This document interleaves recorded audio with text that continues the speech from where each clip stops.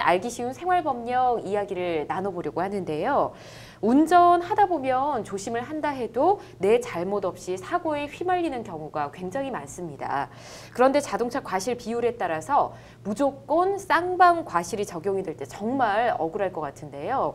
지난 5월 30일부터 이 교통사고 과실 비율이 개정이 되면서 억울한 쌍방 과실이 줄어들게 된다고 합니다. 어떤 내용인지 오늘 자세히 알아보도록 하겠습니다. 자, 이번 개정이 운전자들에게는 좀 억울함을 풀 수 있는 희소식인 것 같은데 강 변호사님 어떻게 보십니까? 네, 맞습니다.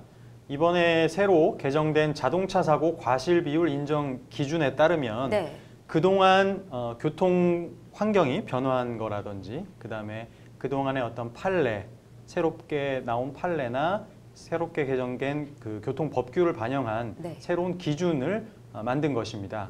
사실 자동차 과실 비율은 실제 자동차 사고 관련 법적 분쟁에서 굉장히 중요한 역할을 합니다. 왜냐하면 자동차 과실 비율에 따라서 그 분쟁 당사자의 어떤 법적인 책임이 결정이 되기 때문에 이러한 자동차 사고 과실 비율 인정 기준은 매우 중요한 역할을 하고 있습니다.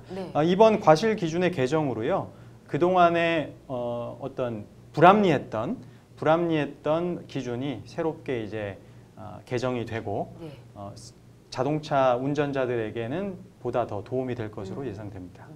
사실 뭐 그동안 이건 좀 말이 안 된다라는 과실 비율이 굉장히 좀 많지 않았습니까? 그렇죠. 예, 현실을 반영하지 못했던 그런 사항들을 이번에 좀 다 담아서 반영을 해서 기준을 개정했습니다. 이번에라도 개정이 돼서 참 다행이라는 생각이 듭니다. 자, 과실 비율 기준이 새로 생기거나 변경되는 것이 상당히 많다고 합니다. 그중 흔히 발생할 수 있는 사고의 과실 비율이 어떻게 되는지 이 시간 통해서 좀 알아보도록 하겠습니다. 이 변호사님, 어떤 점들이 있을까요?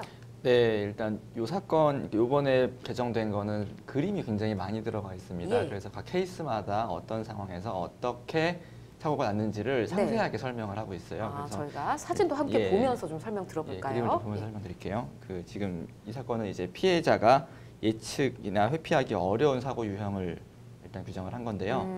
지금 A차는 직진과 좌회전이 모두 가능한 차선에 서 있습니다. 그리고 B차에 있는 차선은 지금 보시는 것처럼 직진만 가능해요. 그런데 이제 B차가 직진 차선에서 좌회전을 하다가 A차가 부딪히는 거죠. 이런 경우 굉장히 많아요. 개정 전에는 이게 규정이 없었어요. 근데 이제 개정 후에는 A차가 예측할 수 없는 상황이라고 보고 A차에는 과실이 없고 0%고 B차에는 과실 100%로 인정되는 이렇게 개정된 겁니다. 정말 잘 바뀐 것 같네요. 또 다른 사례가 또 있죠. 지금 보시면 이게 항상 되게 흔하게 있는 일입니다. 그리고 지금 보시면 가운데 선이 점선이에요. 점선이지만 노란색으로 중앙선이고요. 동일차로 뒤에서 주행하던 B차량이 근접거리에서 중앙선을 침범해서 A차를 추월하려고 하다가 이제 A차와 부딪히는 경우인데요. 개정 전에는 A차한테 과실 비율이 80%, B차한테 20%였습니다. 반대였죠. 그러니까 B차한테 80%, A차 20% 정도 과실이 있는 거예요. 왜 그러냐면 이제 나를 추월할지에 대해서 예측하고 운전을 하라. 뭐 이제 이런 취지였겠죠. 근데 개정 후에는 어쨌든 중앙선을 넘어서까지 나를 추월하는 거를 내가 예측할 수는 없어. 이렇게 보고 A차한테는 과실이 없고 B차의 과실 100%로 인정한 걸로 변경이 되었습니다. 이것도 정말 잘 바뀌었네요. 성격 급하신 분들 이제 이러시면 안 될 것 같습니다. 하나가 더 있죠? 이것도 되게 지금까지 흔히 발생했던 사건이에요. 그러니까 일단 안전거리를 유지하면서 달리는 겁니다. 그래서 B차는 화물차고 A차가 화물차의 뒤를 안전거리를 유지하면서 달리다가 화물차에서 떨어진 물건이 낙하해서 A차에 충격하는 경우에 과거에는 A차도 어쨌든 안전거리도 유지하고 떨어지는 물건이 있으면 보고 피해야 되기 때문에 40%의 과실을 인정을 했었는데 이제는 B차한테 그 물건을 이제 안전하게 적재할 의무를 더 강화시킨 거죠. 그래서 A차는 과실이 없고 B차의 과실 100%로 인정하는 개정이 되었습니다. 이것도 정말 잘 바뀐 것 같습니다. 뭔가 속이 좀 시원해진다는 느낌이 드는데요. 자, 요즘 도로 옆에 자전거 전용 도로가 많이 생겨서 이에 따른 사고들도 굉장히 많습니다. 이에 대한 과실 비율 기준도 새로 생겼다고 하는데 강 변호사님 설명해 주시죠. 최근에 새롭게 설치된 교통시설물이나 그다음에 새롭게 변경된 교통 환경을 반영한 새로운 과실 인정 기준입니다. 이것도 역시 화면을 보면서 말씀드리겠습니다.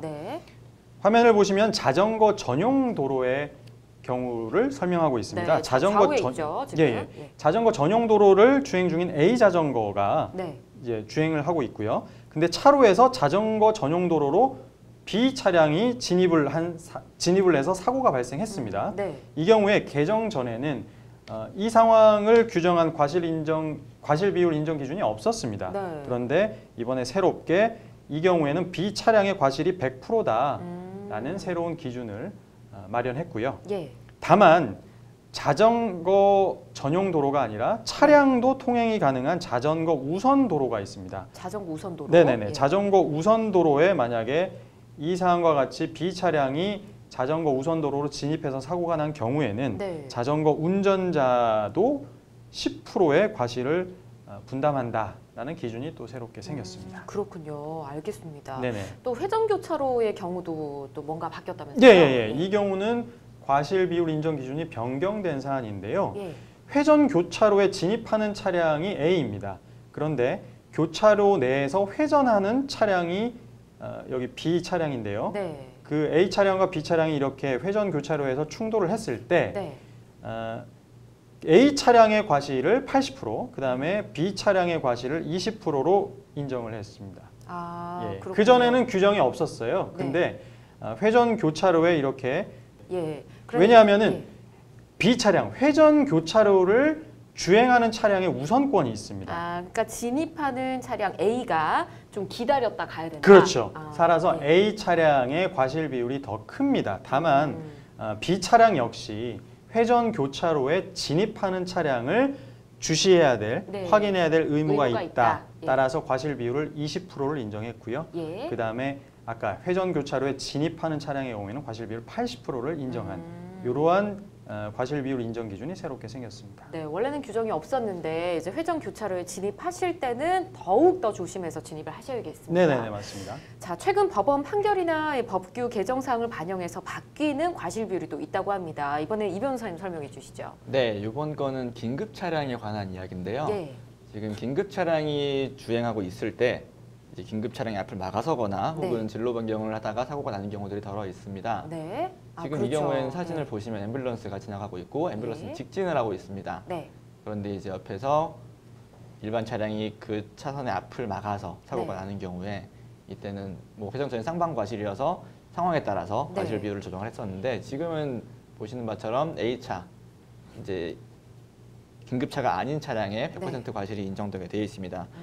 도로교통법상 이제 일반 차량 운전자는 긴급 차량에 양보할 의무가 있다라는 규정이 있는 것을 반영을 한 거고요. 네. 또 이런 케이스는 지금 보시면 아시겠지만 긴급 차량의 경우에는 그냥 긴급 차량 모든 긴급 차량을 말하는 게 아니라 네. 이제 활동 중인 긴급 차량이죠. 그러니까 사이렌이 켜져 있고 신호를 울리면서 가는 상황이라면 네. 당연히 운전자라면 옆에 차가 긴급 차량인 게 더 훨씬 눈에 잘 들어옵니다. 그렇죠. 이런 것들을 감안했을 때 지금처럼 긴급 차량의 과실이 0%, 이제 끼어든 차량의 과실 100%로 인정한 거는 현실을 잘 반영하고 있는 거라고 봐야죠. 네, 그렇습니다. 원래 규정이 없었다는 게 좀 놀라운 정도고, 네. 그러니까 이번에 좀 잘 바뀐 것 같습니다.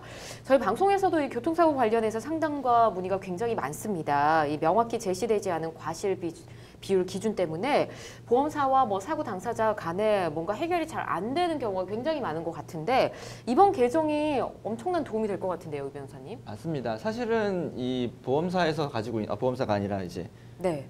지금 이 분쟁조정위원회에서 가지고 있는 이 과실 비율이라는 거에 대한 매뉴얼이죠, 일종의. 그래서 이런 여러 가지 사례들을 가지고 있는 게 굉장히 많은데 네. 사실 모든 걸 다 규정할 수는 없어요. 근데 이번에 굉장히 많은 것들이 새로운 유형으로 들어왔다는 게 굉장히 고무적인 일이고 예. 개정이 된 것들도 지금까지 나왔던 판례들 그리고 많은 사람들이 납득하지 못했던 것들이 지금 그 기준에 따르면 굉장히 잘못되어 있는데 법원에 가져갔더니 온당하게 판단을 해주더라. 예. 이렇게 해서 나온 것들을 반영을 한 것이기 때문에 예. 일반인들 입장에서도 굉장히 납득하기 더 쉬운 네. 기준이 됐다고 볼 수 있겠습니다. 그렇습니다. 이렇게 설명을 들으면서도 진작에 바뀌었어야 할 것들이 이제서야 바뀌었구나라는 생각이 좀 들었고요. 새롭게 적용된 과실 비율 기준으로 이 분쟁이나 갈등이 조금 해결됐으면 하는 바람을 가져봅니다. 새로운 과실 비율 인정 기준은 손보협회나 아니면 자동차 사고 과실 비율 분쟁심의위원회, 이름이 좀 기네요. 이 홈페이지로 가시면 자세히 나와 있으니까 확인을 꼭 해보시고요. 운전자분들은 꼭 숙지하시고 안전운전 하셨으면 좋겠습니다.